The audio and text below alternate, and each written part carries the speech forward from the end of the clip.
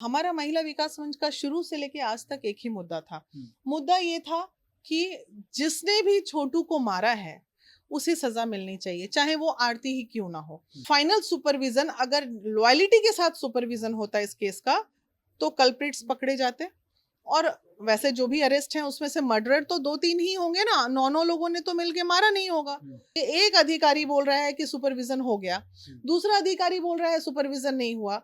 वो जूनियर है, ये सीनियर है। फिर वकील से बात किए, बोले नहीं मैडम सुपरविजन रिपोर्ट ही नहीं आया अभी तक।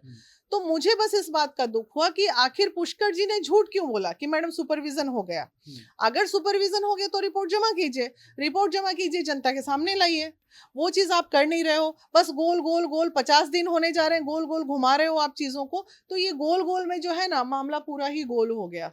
कि लड़की हमें बता रही है, जो कि मीडिया के सामने वो नहीं बोल रही थी, कि उसे बार बार धमकी आ रही है, उसे डर लग रहा है। वो एक जीविका की सीएम के रूप में काम करती आई है, कुछ तो उसका वो सशक्त गर्ल थी, लेकिन बावजूद उसके अब डर लग रहा है उसे कि कैसे निकले फील्ड में, कैसे काम करें। कि प्यार करना कहीं से गलत नहीं है, प्यार की एक मर्यादा होनी चाहिए। आजकल के युवाओं को इस बात का संदेश जरूर देना चाहेंगे हम अपने मन से कि अपनी मर्यादाओं को लांघो मत, अपने शिष्टाचार को भूलो मत। तो ये तो कहीं ना कहीं गलत था ही सामाजिक तौर पे, लेकिन प्यार करना कहीं से गुनाह नहीं है। अररिया का जो मामला था आरती और छोटू का, उसमें मीडिया ने खूब टीआरपी लूटा, लेकिन कोई इंसाफ की बात हुई नहीं। अभी हम जो है महिला विकास मंच की जो टीम है, मानवी जी, अरुणिमा जी, फातिमा जी, उनके साथ बैठे हुए हैं। और आज जो वो लड़की थी आज यहाँ पर पहुँची थी, किस लिए पहुँची थी ये बेहतर बताएंगे। लेकिन जो मामला चला, जो टीआरपी उससे लिया गया, लेकिन इंसाफ जो है अभी तक उनको मिला नहीं है और वो दर बदर भटक रही हैं। मानवी जी आज पटना आई थी, क्या मामला है और देखिए, लगातार महिला विकास मंच शुरू के दिनों से लगी हुई है। अररिया भी हमारी टीम गई थी। बहुत सारे नेगेटिव मेरे लिए भी बोले गए। जब हमारा महिला विकास मंच का शुरू से लेके आज तक एक ही मुद्दा था। मुद्दा ये था कि जिसने भी छोटू को मारा है उसे सजा मिलनी चाहिए, चाहे वो आरती ही क्यों ना हो। तो ये कौन डिसीजन लेता, ये कानूनी प्रक्रिया है। फाइनल सुपरविजन, अगर लॉयलिटी के साथ सुपरविजन होता इस केस का, तो कल्प्रिट्स पकड़े जाते। और वैसे जो भी अरेस्ट हैं उसमें से मर्डरर तो 2-3 ही होंगे ना, 9 लोगों ने तो मिलके मारा नहीं होगा। तो उनको सजा दिलाने का। लेकिन अफसोस इस बात का है, लगातार आईओ से बात हो रही है, लगातार डीएसपी साहब से बात हो रही है। डीएसपी साहब हमारे हैं पुष्कर जी, आज भी उनसे बात हुई तो उन्होंने कहा सुपरविजन तो हो गया। फिर मैंने आईओ को फोन किया तो उन्होंने कहा नहीं मैडम सुपरविजन तो नहीं हुआ। अब बताइए, एक अधिकारी बोल रहा है कि सुपरविजन हो गया, दूसरा अधिकारी बोल रहा है सुपरविजन नहीं हुआ। वो जूनियर है, ये सीनियर है। फिर वकील से बात किए, बोले नहीं मैडम सुपरविजन रिपोर्ट ही नहीं आया अभी तक। तो मुझे बस इस बात का दुख हुआ कि आखिर पुष्कर जी ने झूठ क्यों बोला कि मैडम सुपरविजन हो गया। अगर सुपरविजन हो गया तो रिपोर्ट जमा कीजिए, रिपोर्ट जमा कीजिए, जनता के सामने लाइए। वो चीज आप कर नहीं रहे हो, बस गोल गोल गोल 50 दिन होने जा रहे हैं, गोल गोल घुमा रहे हो आप चीजों को। तो ये गोल गोल में जो है ना, मामला पूरा ही गोल हो गया। इतना सेंसिटिव मामले को इतने आसानी ढंग से कैसे लिया जा रहा है? आखिर कम्युनिकेशन गैप क्यों हो रहा है? कोई कम्युनिकेशन गैप नहीं है भाई। मामला चूंकि इंटीरियर एरिया है, राजधानी से हटके है, तो मामला जो है मैनेज हो गया है। ठीक है, नहीं तो कोई, आप बताइए ना, इतना नेशनल न्यूज बन गया, कोई डीएसपी इतने बड़े मामले का सुपरविजन तो 10 दिन में कर लेता। 10 दिन काफी थे, 50 दिन की जरूरत ही नहीं पड़ती। लेकिन जहां पे थोड़ा सा चीजें तो खराब है ही, हमारा सिस्टम तो डैमेज है ही। अगर ईमानदारी से वो काम करते तो सुपरविजन भी आता और तुरंत न्यायिक वे में जो भी कल्प्रिट्स हैं उनको सजा भी होती और लोग जेल में हैं तो जो भी न्यायिक मामला होता। लेकिन न्यायालय भी इसमें क्या करेगा, सुपरविजन रिपोर्ट आएगा ही नहीं, न्यायालय रुका रहेगा। अच्छा, एक सवाल और है कि पटना आई हैं वो, इससे पहले शायद पटना आई होंगी या नहीं, अब क्या उम्मीद रखा जाए और कहाँ कहाँ आप लोग की मुलाकात हुई और आपके तरफ से क्या? अब हम हताश होते नजर आ रहे हैं। कई मीडिया भाई मेरी ट्रोलिंग्स भी किए हैं ये कह के कि कहाँ गई वीना मानवी, कहाँ गया महिला विकास मंच। एक बात बताइए, इतना बड़ा सिस्टम करोड़ों के खर्चे पे रन हो रहा है सरकार का, ये वीना मानवी और महिला विकास मंच से इतनी उम्मीद क्यों आप लोग लगा के बैठे हैं? हमें अब सरकार पैसे दे रही है क्या काम करने के लिए? अरे ठीक है, हमारा समाज सेवा हमारा शौक है, लोगों को मदद करना हमारा शौक है, हम शौक से ना काम करते हैं। तो इतना हमारी ट्रोलिंग आप क्यों करते हो महिला विकास मंच को लेके? और हम दिल से काम करते हैं। आज आरती यहाँ आई थी डीजीपी साहब से, डीजीपी साहब के पास हम लेके जा रहे थे उसको कि सर अभी तक सुपरविजन रिपोर्ट आ क्यों नहीं रहा है, क्योंकि ग्राउंड लेवल पे काम करती है महिला विकास मंच।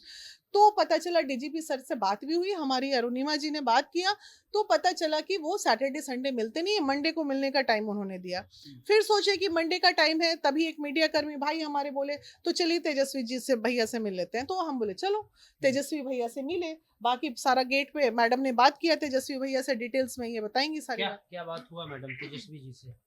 उन्होंने सबसे पहले देखिए अचानक वो आते हैं और हमारे इशारा पे हम पूरी टीम खड़े थे और हमने ऐसे हाथ दिखाया कि 5 मिनट के लिए, क्योंकि भीड़ काफ़ी थी समय ने, सारे लोग, बहुत सारी लेडीज़ थी, बावजूद उन उसके उन्होंने ऐसे हाथ का इशारा देखा और बुलाया और खिड़की खोला और हमसे आश्वासन दिया हमें कि 5 मिनट का वक्त दीजिए, आधे घंटे। हमने बोला कि 5 मिनट का वक्त दीजिए, तो उन्होंने बोला आधे घंटे आते हैं, आप लोग प्लीज़ आधे घंटा वेट कीजिए।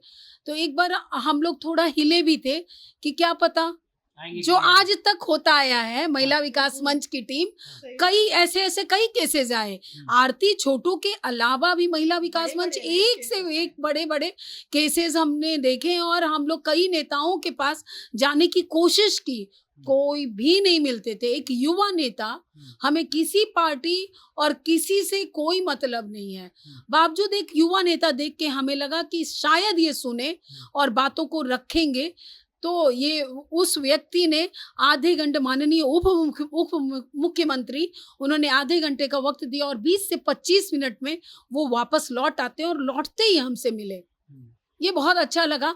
और अपने ओएसडी साहब को, प्रीतम कुमार को इमीडिएटली बोला उन्होंने कि आप बात कीजिए।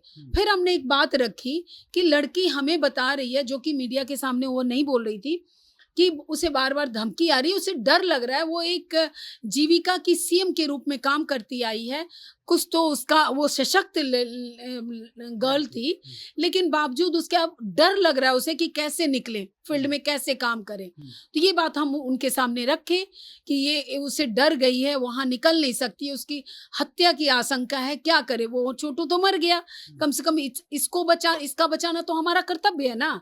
आज हम उंगली उठाते हैं ना उनके फादर पे, मामा पे, कि अगर चले जाते तो छोटू बच जाता, तो हम अपना कर्तव्य निभा रहे हैं। महिला विकास मंच टीम लगी है कि आरती को कुछ ना हो। तो इस बात पे उन्होंने बहुत अच्छा ये किया कि मैं देखता हूँ इसके बीए पार्ट 1 में। पूछा उन्होंने किस इसमें है, तो बोला उसने बीए पार्ट 1 में, तो इसके एजुकेशन के लिए हम देखेंगे, आप बताइए। ओएसडी साहब को तुरंत दिशा निर्देश के लिए बोला गया कि आप वो देखें। उसके आगे जॉब की बात हुई, तो देखिए आगे काम करना, अब उनके काम के लिए अभी जो बोला गया उस पे हम उनके बारे में बोल रहे हैं कि हमें अच्छा लगा। आगे जो काम करेंगे, नहीं करेंगे तो आवाज उठाएंगे, और करेंगे तो उनके बारे में बताएंगे। दोनों ही बात है, क्योंकि महिला विकास मंच किसी भी राजनीतिक पार्टी से के विचारधारा से हम नहीं मेल खाते हैं, क्योंकि हर जगह अगर गलत होगा तो हम आवाज उठाएंगे और साथ मिलेगा तो उनकी वाहवाही करेंगे। हमारा एकदम निष्पक्ष और निराधार काम हमारे मंच का होता है। ठीक है, एक हमारा अंतिम सवाल ये भी है कि जो वहाँ का मामला हो उसमें एक साफ चीज दिख रहा है कि शायद उन लोगों को प्यार करना शायद मुश्किल हो गया है। तो वहाँ का एटमॉस्फेयर जो है उन लोग पर हावी हो रहा है, या समाज में अभी भी प्यार को लेकर के जो है जो बातें होनी चाहिए नहीं होती, इसका ये कारण? देखिए, प्यार करना कहीं से गलत नहीं है, प्यार की एक मर्यादा होनी चाहिए। आजकल के युवाओं को इस बात का संदेश जरूर देना चाहेंगे हम अपने मन से कि अपनी मर्यादाओं को लांघो मत, अपने शिष्टाचार को भूलो मत। तो ये तो कहीं ना कहीं गलत था ही सामाजिक तौर पे, लेकिन प्यार करना कहीं से गुनाह नहीं है। बिल्कुल लोगों को प्यार करना चाहिए और अपनी मर्जी से शादी भी करनी चाहिए। शादी एक बहुत पवित्र बंधन होता है। तो बहुत 2-3 चीज बहुत स्पष्ट निकल गई कि एक तो ये जो मामला जो इतना हाइप हुआ, सोचिए कि वहाँ के डीएसपी और केस के आईओ में जो है कितना कम्युनिकेशन गैप है और कितना वो एक तरह से जो है केस को हल्के में ले रहे हैं। शायद अगर महिला विकास मंच नहीं लड़ती तो शायद ये मामला जो है डीजीपी तक नहीं पहुँचता और डिप्टी सीएम तक भी नहीं पहुंचता। ये इनकी देन है। दूसरा चीज की जो सरकार का जो महिला विकास है वो 2.5 साल से बंद है, सरकार उस पर कोई सूद नहीं ले रही। महिला आयोग जो 2.5 साल से बंद है, इस पर भी सरकार को सोचना चाहिए, क्योंकि इस सरकार में भी जो महिला मंत्री हैं बहुत कम है। तो सरकार को इस पर सोचना चाहिए और जो बॉडी जो एक तरह से कहा जाए कि जो काम कर रहे हैं इस मसले पर, उनको जो है सरकार को एक तरफ से उनको सहयोग करना चाहिए, ताकि मामला जो है व्यापक रूप से लोगों को मिले। शायद आज इस जगह पर हम इसलिए बैठे हुए हैं क्योंकि बीना मानवी और साथ में उनकी जो टीम है, जो महिला विकास मंच है, आज वहां तक पहुंची और उस लड़की को पटना लाया गया और इस मसले को डिप्टी सीएम के पास ले जाया गया। अगर ये नहीं होती तो शायद वो लड़की, मीडिया ने टीआरपी तो लिया था लेकिन इंसाफ नहीं दिया।